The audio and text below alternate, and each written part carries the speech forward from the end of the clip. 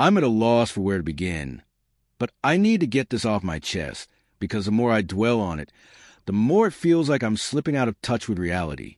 I've been awake since 3 a.m., endlessly replaying the events, torn between wanting to yell and just vanishing for a while. I'm Gemma, by the way, married to Randall for 3 years. We met in the most bizarre way, not through work or friends, but trapped in an elevator during an escape room. It sounds like a cheesy rom-com setup, but it was just uncomfortable silence, terrible jokes, and me desperately needing a bathroom for 40 minutes. That kind of set the stage for our relationship. Awkward, strange, too much time in tight spaces, and not much romance. I don't have a huge circle of close friends, just a few I trust. My family's around, we're not super tight, but we text and catch up on holidays. You know how it goes. Randall, though, comes from a massive family.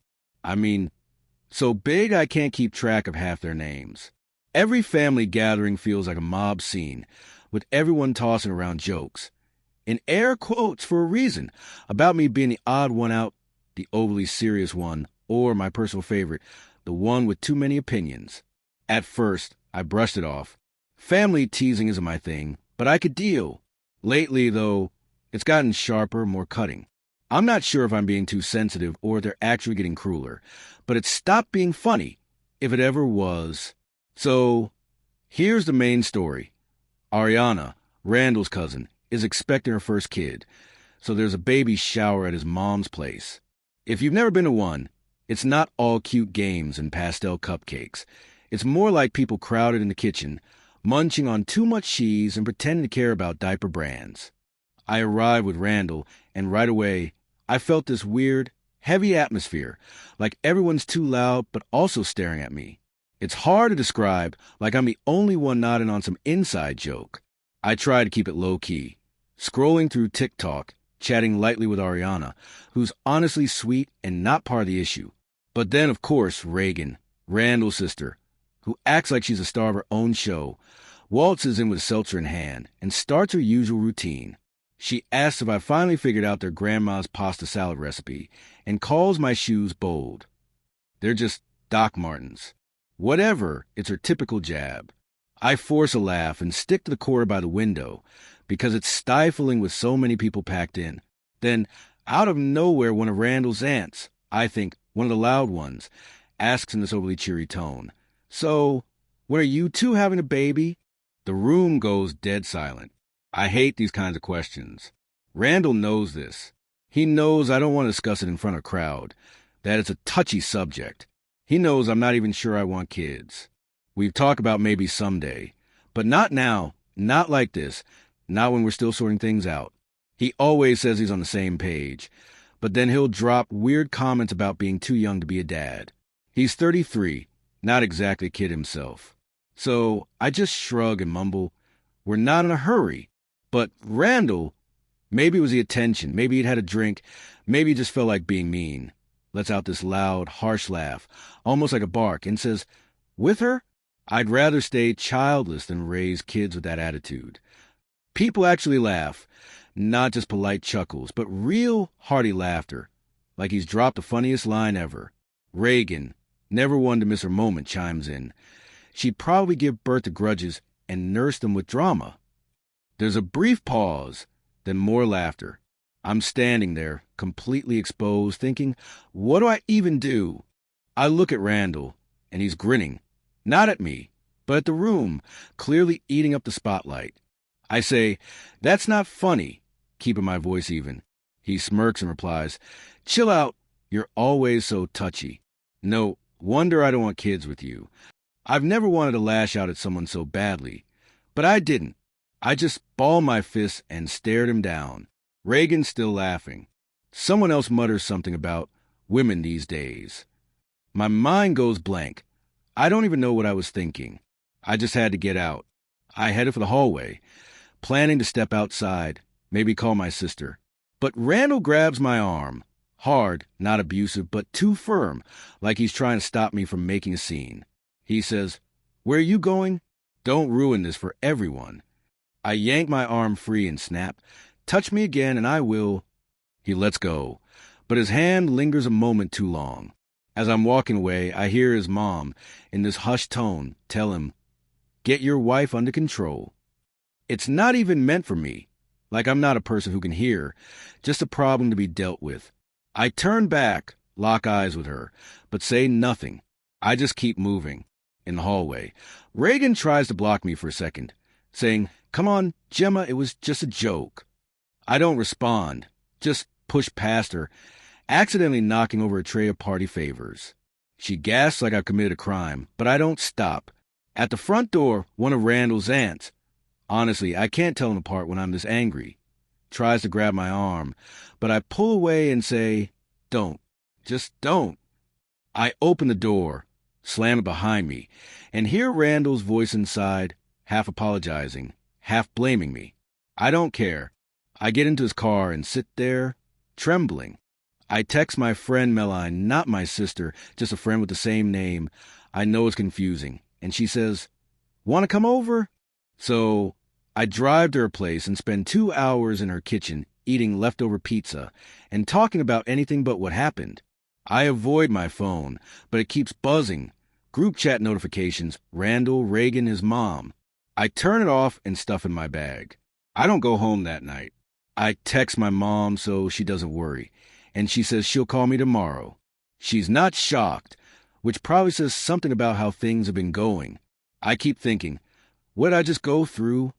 I know Randall can be a jerk, but this was on another level. He likes to play the funny guy, but this wasn't teasing. It was cruel. And it wasn't just him. Everyone either joined in what happened or watched like it was entertainment. I don't know if I'm supposed to shrug it off, but I don't think I can. I keep replaying his grip on my arm. His mom's "control your wife" comment. Reagan trying to physically stop me like I'm some runaway pet. It feels intentional, like they're testing if I'll crack. I think Randall acts this way because he's embarrassed. I don't adore his family like everyone else does. He gets defensive when I call out their weird or mean behavior. He said before that I make things awkward by not playing along. He loves being the funny guy, the golden child, especially around his mom. And Reagan? I think she just hates that I don't laugh at her jokes or fit into her idea of what a family wife should be. I don't know why else they'd act like this, unless they're used to getting away with it. I stayed at Meline's that night, and when I woke up, there were like 30 unread messages in the family group chat. Randall tried calling. I didn't pick up. His mom texted my mom, apparently, saying she's very disappointed in me for causing a scene. But no one seems to think Randall humiliating me in front of everyone is a big deal.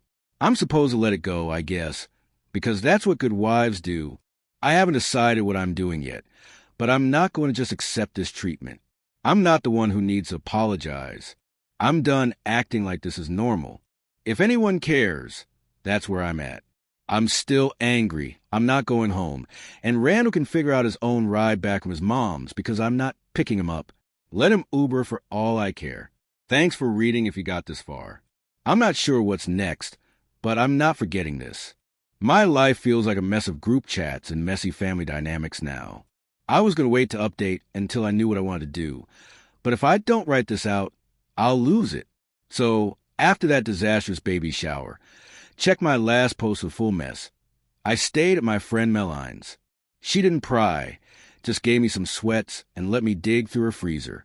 I barely checked my phone that night, just texted my mom so she wouldn't worry. I figured I'd have a couple of missed calls from Randall, maybe a weak apology. Instead, I woke up to a digital storm. My phone was going off before I even got out of bed. 30 notifications from the family group chat. Randall, Reagan, his mom, even Ariana. I hadn't even brushed my teeth, and I already felt like I was walking into a room full of people mad at me for reasons they wouldn't explain. I opened their group chat. Ugh, they call it Fam Jam, which makes my skin crawl. It's basically a roast of me. Randall starts by asking if anyone's heard from me. His mom chimes in with this fake concern. Is Gemma feeling better? We're all so worried. Then it gets uglier. Reagan posts a meme of a cat labeled Drama Queen. Real original. It turns into this weird argument. Some say I overreacted. Others are like, it was just a joke. Why'd she storm out? A few, like Ariana, try to de-escalate, but it's like shouting into the void. Randall's aunt, the one who's always on about her gluten issues like it's her entire personality, says something about how some people can't handle family traditions. I'm starting to feel physically ill. Is humiliating someone in public a tradition? Am I missing something here? I scroll back and see Randall's mom texted my mom separately. My mom forwards it to me, of course, and it's all, "Can you talk some sense into Gemma? She's upsetting everyone, and it's bad for the family." My mom's response is just, "I'll talk to her," so no help there. Then, because the universe loves a good laugh, my own family group chat starts buzzing. My mom's playing mediator, suggesting I come home for dinner to talk things out. My dad sends a thumbs up emoji, classic dad. My sister, yes, I have a sister named Meline, not the same as my friend. Sorry for confusion. Goes off, sending me TikToks about toxic in-laws and telling me to go full scorched earth. I almost laugh, the closest I've come to a smile since the shower. I tell my mom I'm not ready to talk to Randall. She says she gets it, but I can tell she thinks I should just smooth things over. She's always been about avoiding conflict. My sister, though, is like, "Don't you dare back down." I'm glad she's got my back, even if she's a bit too into revenge fantasies. Then Randall tries calling. I let it go to voicemail. He texts, saying I'm making things worse and should just apologize to move on. I actually laugh out loud. Me making things worse? Me, who got humiliated in front of a crowd. Unreal. I start typing a response, but delete it 3 times. I can't find the words to say what I feel without sounding as petty as they are. Honestly, I don't even know what I want from him anymore. An apology, some sign he gets it. I'm not holding my breath. Then Reagan's back in the group chat, posting another meme, because of course I'm staring at a tacky stock photo of a woman rolling her eyes, with "Here Comes the Drama" splashed across it in garish Comic Sans. My first instinct is to hurl my phone across the room, but I settle for muting the family group chat. Needing air, I pull on a jacket and wander through Meline's quiet neighborhood. The biting cold stings my face, but it steadies my racing thoughts. I call my friend, unleashing a 10-minute tirade about the mess. She listens without interrupting, then asks softly, "Want to stay another night at my place?" Grateful, I say, "Yeah, please." When I return to Meline's, my phone's lit up with notifications. Randall slipped into my DMs, insisting he didn't mean any harm, but adding that I should know how his family is. Always joking, never serious. "Just come home, Gemma. We'll talk it out," he writes. I fire back, "You humiliate me on purpose." He leaves my message unread, a silent jab. Then Reagan escalates things, screenshotting our private exchange and tossing it into family chat with snide. "Someone's off their meds." Ariana texts me the screenshot immediately, horrified, saying, "This is so wrong. I'm sorry." Rage surges through me. I'm not even on medication. But even if I were, how dare she? I text Reagan, "Delete that now, or I'll share what you said about your mom at Christmas." She deletes it quickly. I don't respond further. I'm done being their doormat. Randall's mom calls, leaving a voicemail. "Gemma, stop stirring drama. This isn't how we handle things." I skip the rest and decide I'm through hiding. I type a message to the family chat. "I'm not your clown. I'm not here for your amusement, and I'm done with your jabs. Talk to me like adults or leave me alone." I reread it, heart pounding, and hit send. The chat goes silent for 5 minutes, an eternity. Then Randall's aunt chimes in. "This is why outsiders don't understand our ways." I let it slide, refusing to argue with someone who sees cruelty as tradition. That night, Randall shows up at Meline's, probably tracking me via Find My iPhone. My mistake for not disabling it. Meline opens the door, arms crossed, her glare icy. Randall plays the wounded card, pleading, "Can we just talk, Gemma?" I snap, "Not here." He presses, "You can't avoid me forever." I retort, "Bet I can." He tries to step inside. Meline blocks him. "You're making this worse," he says. "You already did." I shoot back. He raises his voice, so Meline warns she'll call the building manager. He storms off, slamming the door. I thank her, my hand shaking. She asks, You're not staying with that guy, are you? I mumble, I don't know. My mom calls, voice laced with worry, urging me to come home for a break. My dad gets on briefly. If he shows up here, I'll handle it. His gruff support lifts my spirits. Randall's mom tries dragging my mom into it, acting like I'm a rebellious teen. My mom shuts her down. Gemma's an adult. She'll figure it out. I'm floored by her strength. No one from Randall's side apologizes. They just want to stop rocking the boat. I vent to my sister, who says, they'll never change. Can you live with this forever? I admit, no, she says, then don't. It's not simple, but she's right. I pack a bag and move to my parents. Randall texts, claiming he misses me, but insisting I owe his family an apology. I ignore him.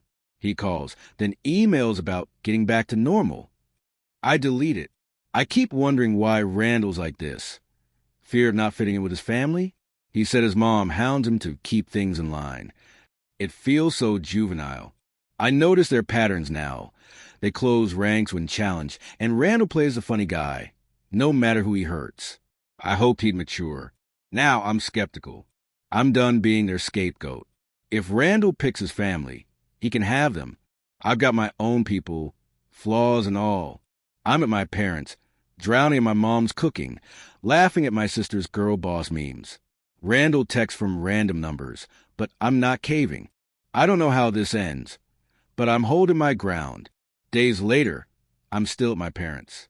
My mom's making soup like I'm 12. My dad grumbles, "You don't deserve this nonsense," which is practically a speech for him. My sister keeps me strong, texting daily. I briefly doubt myself. Am I overreacting? Then I reread the group chat's memes and DMs. Nope, I'm not.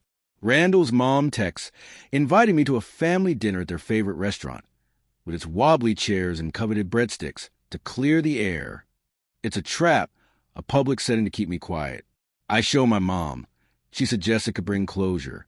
My dad says, do what you want, but don't let them manipulate you. I debate for hours, torn between cutting them off and confronting them. I text my sister, be my backup at this awkward dinner? She replies with skull emoji and, heck yeah. We drive over, Meline blasting music while I scroll through my notes app, reviewing what I want to say. I nearly delete it, but Meline grabs my phone.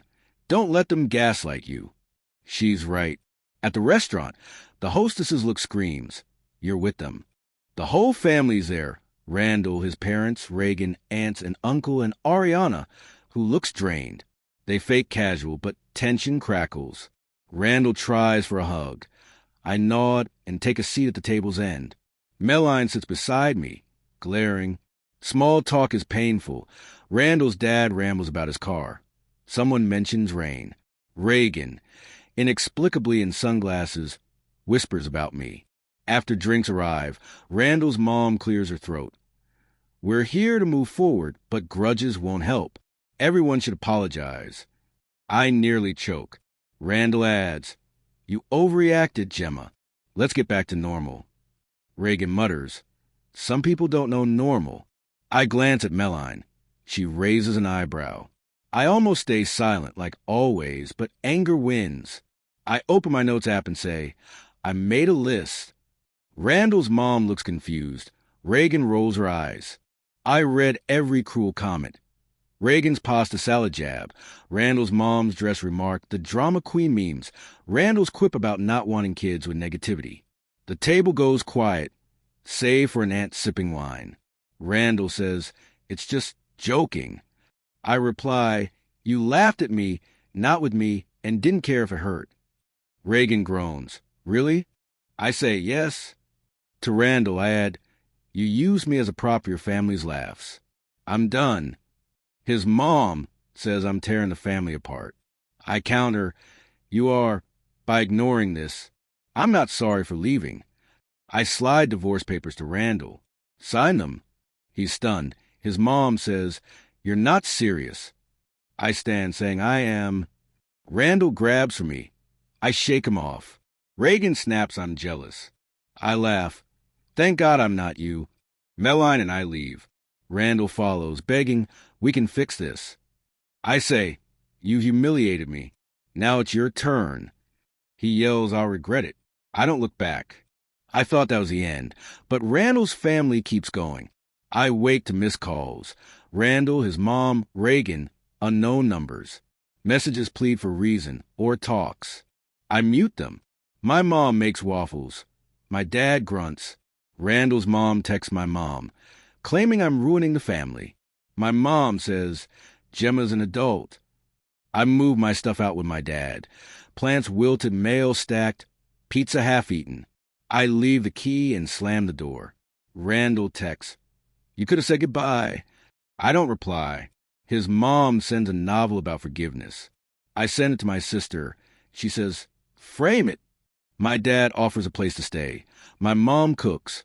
My sister sends apartment listings. Friends pry. I brush them off. Apartment hunting's brutal. Too small, too pricey, or weird. I'm at my parents' while waiting. Ariana texts, Reagan saying I attacked her. I laugh, replying, "She wishes." A week later, Randall texts from a random number, "I was joking." I reply, "So was I, about being your wife." I block him. He's at his mom's, and she's not thrilled. I don't care. I file divorce papers, pay the fee, and tell my mom. She hugs me tightly. My sister bakes a "congrats on your divorce" cake. I laugh hard. Randall's family will keep their story, but I stood up for myself. I'm out. Thanks for reading. I'm off to water my plants, eat cake, and find an apartment without odd neighbors. Peace.